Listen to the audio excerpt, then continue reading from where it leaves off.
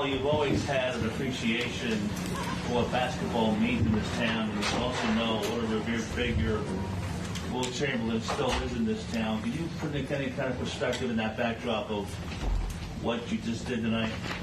I mean, it was great. Obviously, Wilt, accomplished a lot of things, as far as, everything. I mean, the history of this league and basketball in general. So to be in the, same conversation, I mean, that's pretty cool. And then they gave me a stat that I was actually surprised that he's never done. So, but no, it was just a great night. And how'd it go? I mentioned a few times a lot of, teammates are extremely unselfish, and, they just kept giving me the ball, and I just finished it. Joe, was there when you looked up and you were like, okay, I can actually get 70? Like, did you ever think about it during the game? I mean, it was hard to say because I obviously came out hot. I had 24 in the first, and then in the second I was kind of messing around, and then I had over 30 by half, and then had a pretty good start to the third quarter, and I mean, it was also depending on the game. At that point I had 59, and the game was still pretty close. So felt like I needed to go back, and then once I got back, I was like, yeah, there's my chance. So, might as well go and do it. What were those 6 minutes like in the fourth quarter? In the fourth quarter? Yeah. I mean, it was the only thing I told my teammates was, please just don't force it. Let's just play basketball.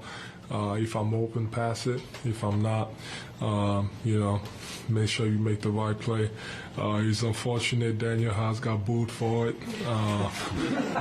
But we were just trying to play the right way and make the right plays. And but I think obviously I made shots, and they found me a lot. So yeah. To follow up on that, on those 6 minutes, the crowd was very much into it at that time too. They could sense that you were getting close. What was that like for you, taking that in, accomplishing that record with that energy in the building? I was really just trying to close the game. Like I said, at that time, the game was still pretty close. We were only up like 11 or 12 or something like that, around that at that time. So, it was just about making sure you make shots, and because I felt like once if I did focus too much on it, I don't know, I could have missed shots, or I could have been turning it over and trying to force it. So I was just focused on just closing the game out. On the other side, how was the first matchup with Wembanyama? Oh, he's great, man. He's got everything. Size, skill, got everything. There's nothing else to say. Bright future. He's already pretty good, but once it develops and his body also catches on, it's going to be a lot of problems for a lot of guys in this league. But he's extremely talented. Nick was talking about how performance inspiring a few minutes ago. Just to know that he and other guys that are coming up are inspired by you and what you're doing. I guess what does that mean to you? What you mean? Wemby called in his post game. He said that your performance was inspiring for him to witness that and to be part of that. I guess to know that you're having that impact on the guys coming up. What is that mean? It's great because even though I started playing late, from the time I started playing, Kobe was my guy.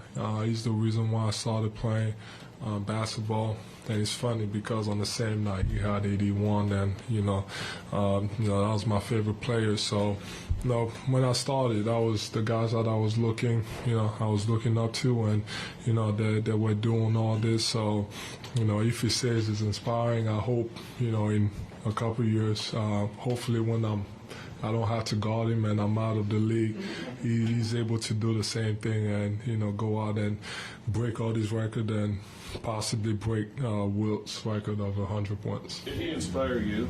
You know, you have a knack for coming up with big games and big moments, and the eyes of the league were sort of on you and him tonight. No, I wouldn't say that because just like I mentioned the other night against Denver, it's not like I just woke up one day and I was like, okay, I gotta try to go out and dominate and have the best game of my career. You know, I try to do it every single night on both ends of the floor. You know, that's really the mindset, just trying to go out and dominate. So yeah, there's, you know, I'm really just, you know, pushing myself and challenging myself every single night. You know, what else can I do? What else can I add to my game? You know, can I try something new to see if it works or if it doesn't? So, yeah, I'm just really challenging myself. Your conversation with Brett Brown after the game, was it a little more special for you to do it in front of him because of, you know, your relationship? I'm glad I did it in front of him. No, but, you know, obviously I started with them, you know, first coach. It taught me a lot. Not just on the basketball side, you know, off the court too. You know, just you know, maturing is a big part of it. So I mean, it's always good to see him, especially on the sideline. He's done a lot for not just for me, but for the whole city of Philadelphia too. You know, when you think about everything that happened and the losing seasons, and you know, to still come out on top and you know, have the success that he had, you know, that's pretty cool. But you know, it's always good, you know, to see him, and but I'm kind of glad I did it in front of him, so he can kind of see the product of, you know, what he created. So What does it we feel watch like? a lot of tape. We watch a ton of tape, so I know you've seen everything on tape. But how long does it take you to get used to the actual length and the actual size when you start playing against them? I mean, when I do watch the games, I usually imagine myself, you know, just playing against them, especially because I haven't played. If I haven't played against some guys, and you know, I thought obviously the length is extremely tall, but I wouldn't say it's easy, but you know, I think I have a pretty good sense of how to attack, you know, some guys. Depending on, you know, how they guard and if they're tall or if they're strong and all that, then you know, I thought, you know, I just made a few shots tonight, and but he's extremely long. I walked past him and I was like, I thought I was tall, and you know, the dude was just towering over me. So, I mean, but like, you know, we talked about it the other day. I don't know what he is. I just know that, you know, he's an amazing basketball player and he has a bright future, and he can, you know, he's a future. He can do everything on the basketball floor. He was talking about how when he was watching him contest you, and it was one of the first times he's seen somebody your size or bigger guarding you, and like watching you, it seemed like you were maybe probing a little longer than normal on those mid-range jumpers. Like, did it take a minute to sort of adjust to having that kind of length on you? No, I thought, you know, from the beginning I had a few hesitant jumpers. The rest was really on me. I don't know what I was doing, honestly. Half of the time, instead of just shooting the ball, I was just, you know, taking my time and, you know, wasting time when I could have just caught the ball and shot it. So I think that was more about me than, you know, than his length. But, you know, I have a pretty good sense on how to use the hesitant to make sure that, you know, whenever I shoot it, I either catch whoever is guarding me flat-footed so they don't have a chance to recover, or I just can't go, you know, by them. What did it feel like for you tonight? Like when you're on the court, did it feel like a different night when you're on the heat here like this? No, to be honest, no, it didn't, because I felt like, you know, when you take 40 shots, obviously you're supposed to have a big night. And I felt like I was actually mad at myself because I missed a lot of, you know, easy shots that I've been making all season, a lot of easy pull, a lot of, you know, pocket pass jumper that I missed. I had a bunch of layups that I tipped in, so that kind of, you know, added to the amount of shots that I took. So I was kind of, I was actually mad about, the easy ones that I was, missing at the time. But, but when you're shooting, that many shots, which I never thought I would be taking as many shots in my life, you obviously you're going to make some and you're going to have a big night. Well, tonight marks 6 wins in a row for you guys, and you have 6 players out, hurt, or sick. When you look at what this team has done over the last couple of weeks, how special do you think it can be once you're at full force? We got obviously the keys to stay healthy, but it doesn't stop. Next man up mentality, whether I'm out or whether other guys are out. So we we miss them a lot. You could see, sometimes, when those guys are out, you can see it a lot. So obviously we need everything we can get. We miss them, but that doesn't stop us for wanting to go out and win the game. But especially that's the mindset. Doesn't matter who's playing or not. You got to find ways to win. Joel, as you talk about tonight, not just you, but Cat had 60-plus points too.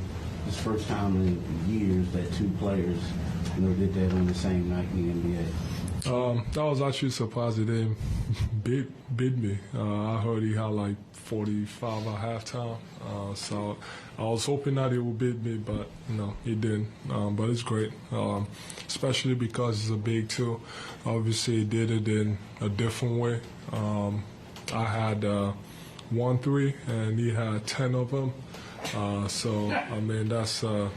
amazing as a big to be able to make 10 threes. I dream I can do that, but I probably can't. Did it in different ways, but it's good to see bigs, just dominate. Joel, as you've emerged as a perennial MVP candidate, your mid-range game has really taken off, especially this season in particular. What have you changed about your preparation, if anything at all, to allow you to take another leap in the mid-range? I don't know. I think, I'm just taking whatever the defense is giving me. I just try to prepare myself. Well, tonight I didn't prepare myself. I didn't warm up, but, most of the time, I just, like you said, I just watch a lot of film. Just try to see what defenses do, and what I'm mostly proud is I feel like double teams. I've gotten so much better at just handling them, and whether it's passing on or just attacking before the double comes. But that goes back to just I think it's mostly just film, because in the summertime I just I don't work out a lot. I just try to, make sure that my body's rested, and then, towards the beginning of the season, start doing a few stuff. But I think it's all about with, Drew, my trainer, just watching a ton of film, not just from big guys, but MJ, Kobe, and all those guys. Thanks, Joe.